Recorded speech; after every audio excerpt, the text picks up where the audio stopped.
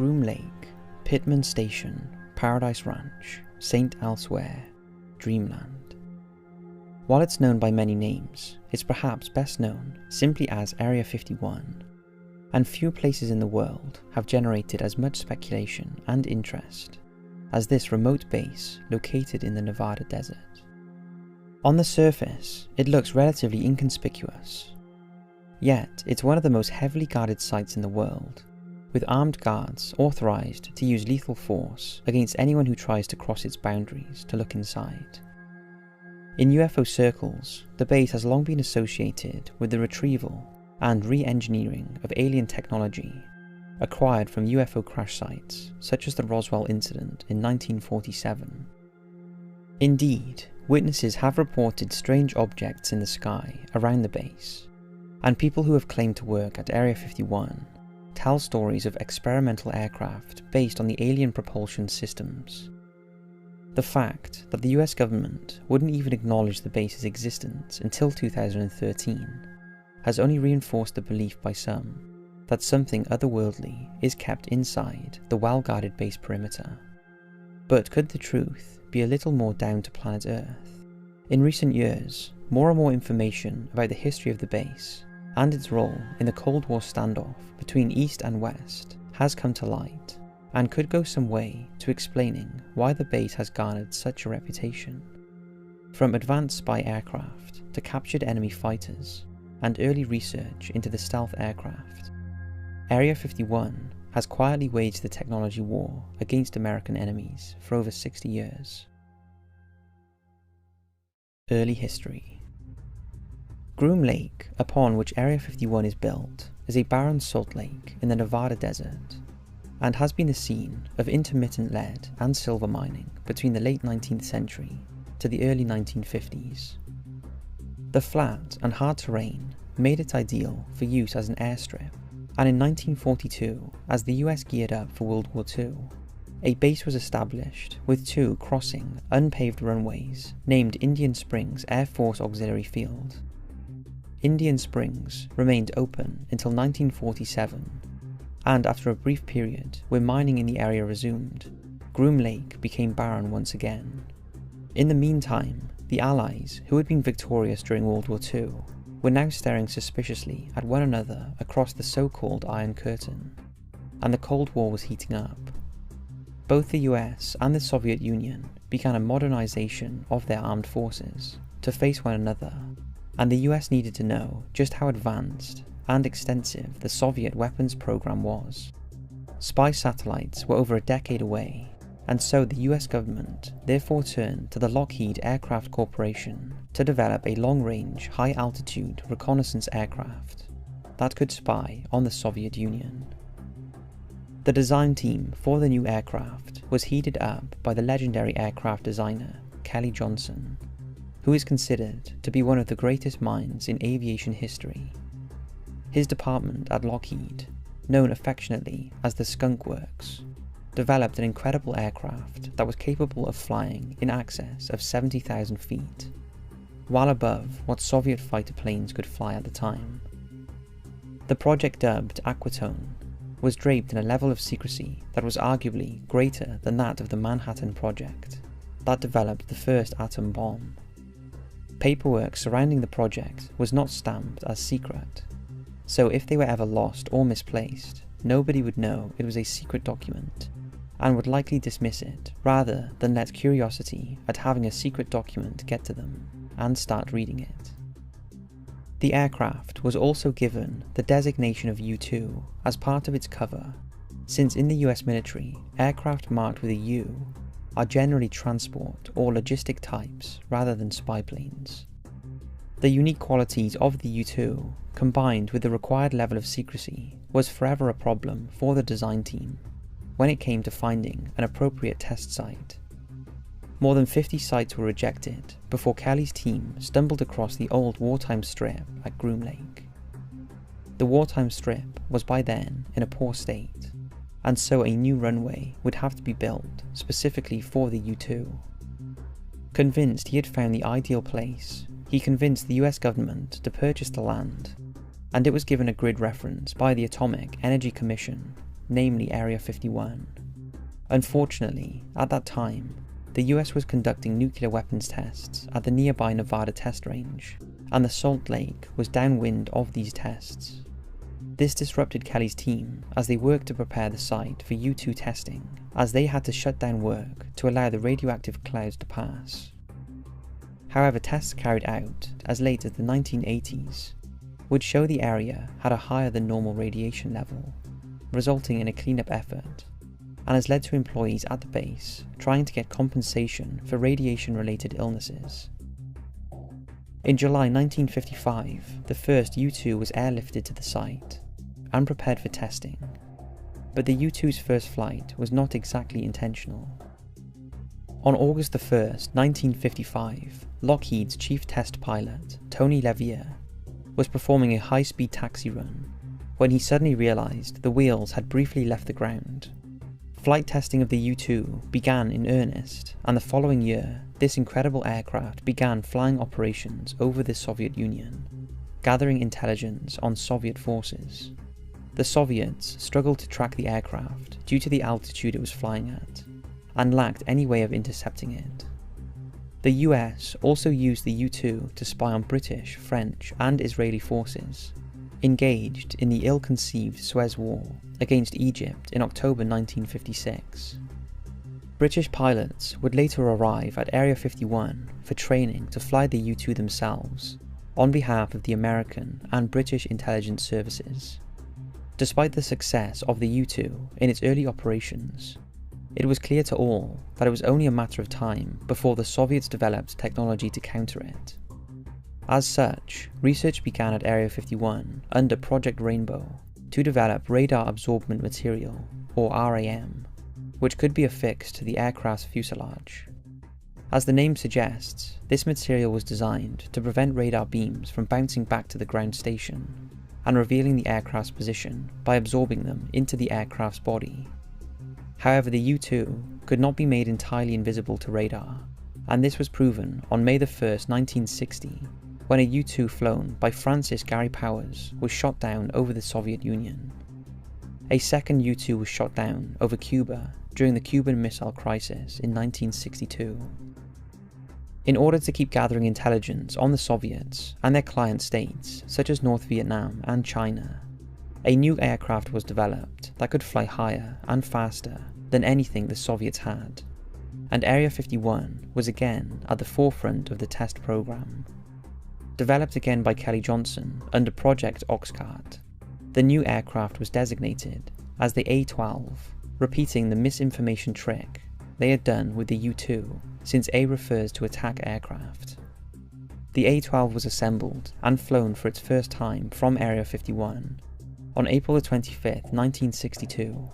Curiously, like its predecessor, the A-12's first flight was accidental, taking place during what should have just been a ground run. Looking more like one of the wonder machines that Area 51 is famous for, the A-12 was capable of over 3 times the speed of sound, and could fly even higher than the U-2. The enormous stresses this flight regime imposed on the aircraft were such that the only material the aircraft could be realistically constructed with was titanium. But in the early 1960s, the only reliable source for titanium was the Soviet Union, and it was unlikely that they would be willing to sell it to the US for use in their newest spy plane. Therefore, the CIA created a string of fake foreign companies to purchase the titanium from Soviet manufacturers, and then secretly transported it back to the US for use in building the A-12. As well as having astonishing performance, the A-12 was also the first aircraft designed to evade radar. A model of the A-12 was assembled at Area 51, mounted on a stand in front of a radar dish to monitor how effective it was at deflecting radar beams from different angles. While not a true stealth aircraft, the A-12 was an exceptionally difficult aircraft to detect. During its lifetime, the A-12 flew missions over North Korea and then over Vietnam during the Vietnam War. Flying such an unusual aircraft was often difficult, and on January 5, 1967, an A-12 crashed on approach to Area 51, killing its CIA pilot, Walter Ray.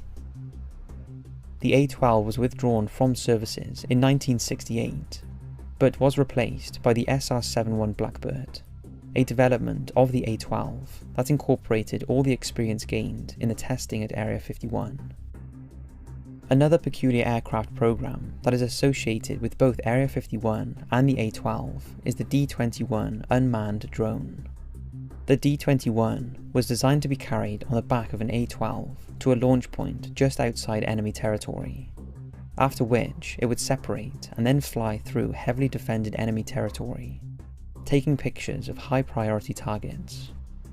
The photographic film would then be ejected over the ocean for retrieval, while the D-21 itself would self-destruct. The D-21 was not a success, and its intended role was carried out by the first generation of spy satellites, but it did help pave the way for modern drones. Indeed, spy satellites were a growing problem for Area 51 in the 60s, since they threatened to finally break through the base's once airtight veil of secrecy. The U-2 and SR-71 were therefore tasked with photographing the base from high altitude to assess just what Soviet satellites could see, and work out how best they could conceal operations whenever one went above the base. But it wasn't only American aircraft that were tested at the secret base. In the skies over Korea in the early 1950s, and then again over Vietnam in 1960s, the US Air Force and US Navy began to realize that although technologically inferior to their own sophisticated warplanes, Soviet-supplied fighters were still highly capable in combat. In Vietnam especially, US fighters put up a poor showing against the primitive North Vietnamese aircraft, and so the USAF, US Navy, and CIA worked to unlock the secrets of these aircraft and develop tactics against them. For that, they needed to get hold of these aircraft for evaluation, especially the new MiG-21. During the early 1960s, the Israeli Mossad intelligence service undertook Operation Diamond in order to recruit an Iraqi pilot to defect to Israel in the MiG-21.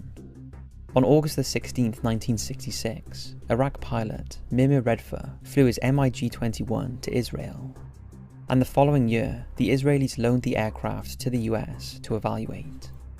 The aircraft operated out of Area 51 and was given a phony US designation to disguise its identity on official documentation. Under the Have Donut program, the aircraft was used in simulated dogfights against every major American combat aircraft to work out its strengths and weaknesses. These tests led to the US Navy establishing the Top Gun training school, based partly on the experience gained during the evaluation. Area 51 would also see the newer MiG-23 arrive later for similar trials. In the 1970s, Area 51 was the site of testing of yet another radically new aircraft, built on the research to make both the U-2 and A-12 difficult to detect on radar. Now work began on developing an aircraft that was truly invisible to radar. In 1975, Lockheed Skunk Works was awarded a contract to build 2 technology demonstrators that were intended to prove the concept could work. The 2 aircraft, built under Project Have-Blue, were completed by Lockheed and flown for the first time from Area 51 on December 1st, 1977. These 2 aircraft would pave the way for the F-117 Nighthawk stealth aircraft that became operational in the early 1980s and would be used to spectacular effect in the 1991 Gulf War, striking targets deep inside Iraq with impunity. In recent years, it's been speculated that Area 51 continues to be used as a test base for advanced drone aircraft. However, the public perception of Area 51 remains heavily associated with UFOs, crashed extraterrestrial craft, and testing of alien technology. So why is this? Place in ufology. With so many advanced aircraft having been tested at the site under an intense cloak of secrecy, it's little wonder that Area 51 has become associated with UFOs. Most UFO experts agree 90% of sightings in and around the base since the 1970s can now be explained away as the testing of aircraft, such as the unusual looking Have-Blue. but around 10% remain unexplained, and the US government continues to keep silent regarding them. This has only served to fuel the many conspiracy theories over just what goes on there, even though there is often little evidence to support them. Some of the theories put forward the belief that the base has been involved in anti-gravity and even time travel experiments. Rumours of the development of stealth technology has also spurred on the idea that the base continued the work started by the Philadelphia experiment, in which a US Navy warship was supposedly made invisible for several seconds. Some even believe that with such a high level of secrecy, it was the perfect site with which to fake the moon landings. Perhaps the most popular belief regarding the base is that the crashed UFO from the famous 1947 Roswell incident has been stored there, presumably after having been stored at another base in the immediate years after the crash, along with the craft's dead occupants. Since then, it's been claimed that several other crashed UFOs have also been housed there, such as an X-shaped craft retrieved by US soldiers from Fort Polk, Louisiana in 1953, or a disc that was recovered from Alabama in 1955, in which an Army helicopter pilot claimed he flew alien bodies to Maxwell Air Force Base. Even Hollywood has cashed in on the reputation of Area 51, with perhaps the most notable instance being in the 1996 summer blockbuster Independence Day. In the movie, Area 51 does indeed have the Roswell spacecraft, and was a key plot point in the movie's climax. However, this angered the US military's liaison staff involved in the project, who demanded that all references to the base were dropped. The film's director, Roland Emmerich, refused because it was crucial to the story, and so in protest, the US military stopped their support, but in doing so, only perpetuated the theories of alien craft being stored at Area 51. It is possible that the US military was simply trying to curb interest in one of their most secret aircraft testing sites, but if this was the case, then they unintentionally achieved the opposite effect. So how did the belief that retrieved aircraft and beings are kept at Area 51 start? While rumours to that effect have been whispered in UFO circles for many years, it's widely attributed to a man called Bob Lazar, who brought it to the wider public's attention after giving a startling interview in 1989 to a Las Vegas TV station. He stated that he was a former employee at the base and made some incredible claims as to just what activity had gone on there, and that there was an immense underground facility called S4, located just south of the above-ground facility. He said that he worked at S4 and was directly involved in the reverse engineering of several flying saucers that had been retrieved by the US government since the 1940s. He claimed that the engineers there were testing aircraft based on the alien technology, and that were propelled by manipulating gravity waves. This would seem to explain some of the sightings reported around the base of objects moving at very high speed, only to immediately change direction or come to a stop without slowing down, as a conventional aircraft would. In the 1989 interview, he added that the fuel for these craft was an as-then undiscovered element known simply as element 115. This element was finally synthesized in Russia in 2003 and was named Moscovian, and is still the subject of research. He even provided detailed descriptions of what one of the alien craft was like inside, emphasizing that the chairs on which the aliens sat were quite small and unsuitable for adult humans. Perhaps his most startling claim, however, is seeing reports that aliens had been directly involved in human affairs for over 10,000 years. In the initial interview, Lazar had his identity concealed, but then later came forward and spoke openly about his experiences working at Area 51. When asked why he waived his anonymity, he responded by saying that it was in an effort to protect himself from the US government, who would no longer be able to silence him without encouraging unwanted interest in the goings-on at Area 51. Lazar's claims generated a lot of media attention, but investigations into his past, especially his qualifications, failed to stand up to scrutiny. He claimed that he had studied at MIT and Caltech, but reporters who checked up on this failed to find any evidence, and no one could remember him being at either institution. Lazar responded by saying that the US government had proven adept at erasing people's histories, and probably threatened the families of students and staff who might admit to remembering him. His credibility took another blow in 1990 when he was arrested in connection with aiding a prostitution ring, and he continues to have occasional run-ins with the law, such as in 2006 when he was charged with illegally transporting restricted chemicals across state lines. To prove he was telling the truth, Lazar took a lie detector test not long after going public with his identity. The examiner who conducted the test stated afterwards that in his opinion, Lazar was not being deceptive, meaning he at least believed what he was saying was true. Nevertheless, many academics have dismissed his claims, including leading UFO researcher Stanton Friedman. Despite this, he still has a committed following who believe him. Whether his claims are true or not, Lazar has to be given credit to bringing the story of Area 51 being home to crashed UFOs to the public's attention. But he is by no means the only person to have made such claims. Just a few years later, in 1996, Sky TV produced a documentary about Area 51, entitled Dreamland, as part of that summer's UFO craze, thanks to Independence Day's release. The producers interviewed a 71-year-old man who claimed to be a former mechanical engineer at Area 51, who had not only worked on alien technology, but actually interacted with an alien being, known only as J-Rod.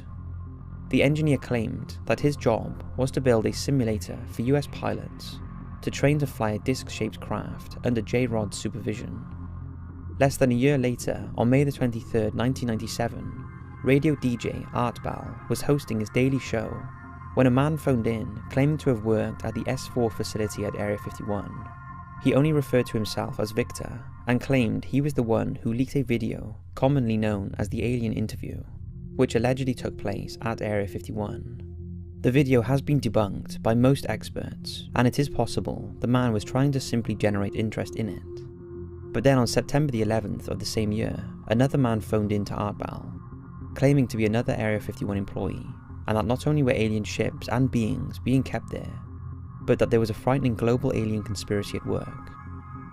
The man was clearly disheveled and terrified, growing more upset as the call went on, which made people believe that the man felt that there was a genuine threat to whomever was calling. But if that wasn't creepy enough, the radio broadcast suddenly went silent because of a mysterious malfunction to which Art Bell couldn't explain. This led people believing that the government was trying to silence the caller. On April 28, 1998, Art Bell spoke to another caller, claiming to be the frightened Area 51 employee.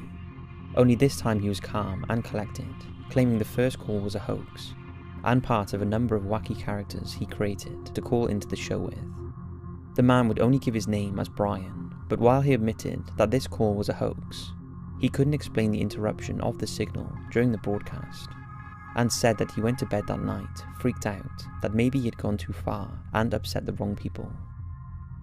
On September 9, 2014, almost 17 years to the day of the first call, comic book writer Brian Glass publicly admitted that he was behind both calls.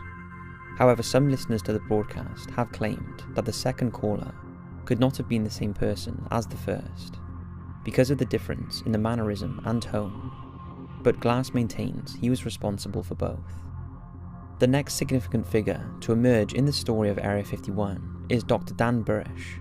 Burish was a noted psychology and biology academic, being the youngest person to ever be admitted to the Los Angeles Microscopical Society, and had links with Dr. Edward Teller, who was known to be linked to Bob Lazar. In 1990, Burish was employed by the US government as a biowarfare specialist during Operation Desert Storm, where it was feared the Iraqi forces would use biological weapons against US and coalition troops. Burish claims that in 1994 he was offered a position at Area 51 to work on a project known as Aquarius. Having gained his security clearance, Burish said he flew to Area 51 from Las Vegas McCarran International Airport, aboard one of the so-called Janet Airlines Boeing 737s that provide transport services to employees of the base. He said that on the flight, the Neil Diamond song Coming to America was repeatedly played as part of an indoctrination to what they could expect there, as the song is about immigrants looking for a better life in the US. Only in this instance, the immigrants were aliens. After landing at Area 51, he was then transported to the huge underground S4 facility, where Lazar had claimed he worked. Curiously, Barish said that one of the options available to getting to S4 was a military Mi-24 Hind D helicopter gunship. Before entering S4, Barish said that he had to undergo a vigorous security check to make sure that he was not carrying any hidden recording equipment. This included him stripping naked and having his body checked. Once inside S4, he claimed to have seen numerous alien and human-alien hybrid technology craft, before meeting the alien known as J-Rod. Under Project Aquarius, Barish and J-Rod worked on cloning and researching alien viruses. Although perhaps the word alien is inappropriate. According to Barish, J-Rod's people were actually from Earth, but 50,000 years in our future, where a major catastrophe saw them escape across space and time. The work was carried out under the authority of the mysterious Majestic 12 organization. But Barish said J-Rod became extremely ill, and he had to care for him before helping to send him back into space through an ancient device similar to a Stargate. Understandably, these extraordinary claims have been the source of much debate. Like Lazar, Barish's credentials have been called into question, with his supporters claiming that he too has had his history tampered with to discredit him. Others claim that his story is little more than an amalgamation of previous stories, including ones that have been debunked. Some of his employment history seems to contradict his education claims, and he is known to have a history of financial difficulty, so would benefit from going public with such a story. Barish himself has even suffered physical attacks over his claims, but his supporters simply claim that the infamous Majestic 12 organization is succeeding in clouding the truth. But while both Lazar and Barish have been called into question regarding their authenticity, in recent years another person came forward to claim that he knew of the existence of alien beings and technology at Area 51, and he was far more difficult to discredit. His name was Paul Hellyer, and he was the Canadian Defence Minister between 1963 and 1967. He claims that during his time in office, he was shown proof that various aliens do exist, and that many of them are visiting Earth on a regular basis. Regarding Area 51, he has said that one of Canada's former Chief of Emergency Measures, although he has not yet named which one, was invited to tour the Area 51 facility and saw the retrieved UFOs. The Canadian official was also given a briefing on what to do should a UFO crash on Canadian soil. So how likely is it Hellyer is telling the truth? He seems resolute in his belief of extraterrestrials visiting Earth, risking his reputation in order to inform people of his belief that many of these extraterrestrials are concerned about the way we are damaging our planet and ourselves, such as with war and pollution. Also during the time he was in government, the US and Canada had extremely close defence links due to the Cold War, so it is possible that Canadian officials would have been invited to tour Area 51 or the S4 facility, if such a place exists, but until more witnesses come forward or documents are released corroborating the story, we only have his word. In 2013, a video was released on YouTube of an elderly gentleman who apparently did not have long to live, and who claimed to be ex-CIA. In the video, he confessed to having seen alien bodies and craft at Area 51. Again, there is little to corroborate the authenticity of the confession. Indeed, finding evidence of genuine UFO activity at Area 51 is especially difficult because of the level of security around the base. But in May 2017, an impressive piece of footage was released by the UFO hunting group Secure Team 10. The footage appears to show a UFO flying over the base and recorded by base personnel sometime in the late 1980s or early 1990s. Secure Team 10 claim the video was leaked to them and proves that Area 51 is involved in the research and operation of alien technology. Another bizarre event occurred at the base in 2012, when a couple driving near the base recorded bizarre smoke clouds from inside the perimeter. They were unable to see what was causing the smoke, since it was emanating from behind a hill, parked on top of which was a security vehicle, making sure no one got too close. Although filmed in 2012, for some reason the couple didn't release the footage until 2016. Other Area 51s. If we were to assume that at least some of the claims are true, and the base really is being used in the retrieval and reverse engineering of alien technology? Is it possible that there are other such bases that carry out similar function? The Tonopah Test Range is a satellite base to Area 51 located 70 miles away, and like its neighbour, is a highly restricted base. It's known that some of the captured MiGs were tested there, as was the F-117, but some speculate it has also been used to test captured alien technology. In the early 1980s, Albuquerque businessman Paul Benowitz claimed he started detecting radio emissions between alien spacecraft and a US military installation located in Dulce, New Mexico. In 1990, ufologist John Lear claimed to have evidence of such a base, but it has been speculated that Mr. Benowitz was in fact detecting encrypted communications between underground USAF bases housing intercontinental ballistic missiles. It would also therefore be possible that other countries have their own Area 51 type facilities. In 1974, the Berwyn Mountains in North Wales was reportedly the scene of a UFO crash, and conspiracy theorists believe that alien bodies were recovered from the site and transported to the Ministry of Defence's facility at Porton Down, where research into biological weaponry takes place. In 1946, the former Soviet Union established a secret base at Kapustin Yar in Astrakhan Oblast, located between Volgograd and Astrakhan. The base was intended to be a secret location with which to develop and test rockets based on captured German research. However, it has been claimed that in 1948, a UFO crash near the town of Galzengorsk in the Eastern Soviet Union, in what is remembered as the Height 611 incident, or alternatively as Russia's Roswell, also mirroring the claims regarding Area 51, conspiracy theorists believe that the craft and its occupants were transported to Kapustin Yar for study, and that an underground base was established there for that purpose. It's true, the base has a long history of UFO sightings, including a number of triangular-shaped objects landing and taking off vertically, but like its American counterpart, the base's full history remains classified. In recent years, there has been speculation among some ufologists that even Nazi Germany had their equivalent to Area 51 during the Second World War. Located at the Wenceslas mine in Poland, the site was supposedly the scene of research into an advanced bell-shaped device known as the Die Glock, the purpose of which remains up for debate even amongst those who believe in its existence. Some believe it was an anti-gravity device, while others think it was a weapon, since at least 5 scientists were supposedly killed during testing. Perhaps the most outlandish theory is that it was a device for looking through time.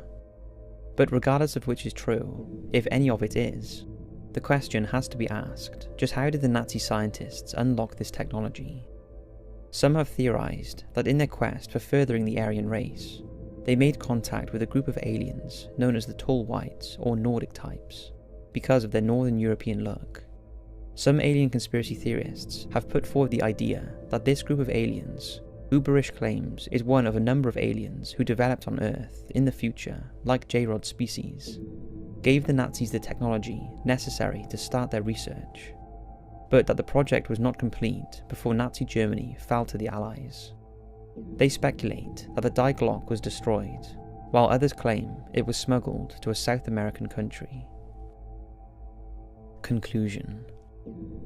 For a base so shrouded in secrecy, it's easy to see how it can fuel the imagination, and until the base's full history is finally revealed, there will always be speculation, rumours, and unfortunately hoaxes. However, this aspect of the base's story should not overshadow the important role it has played in history, particularly the Cold War. Stories of alien technology aside, it's likely many new types of drone aircraft are being tested there, the sightings of which only further the base's association with UFOs. Commercial satellite imagery from sources such as Google Earth, taken over several years, reveal the base has actually expanded since the end of the Cold War, implying that it remains a key part of America's defense and intelligence operations. Whatever the truth of Area 51 is, this fascinating site still remains well guarded, and despite the US government finally acknowledging its existence, it's unlikely to give up all of its secrets anytime soon, meaning it truly does earn the name Dreamland.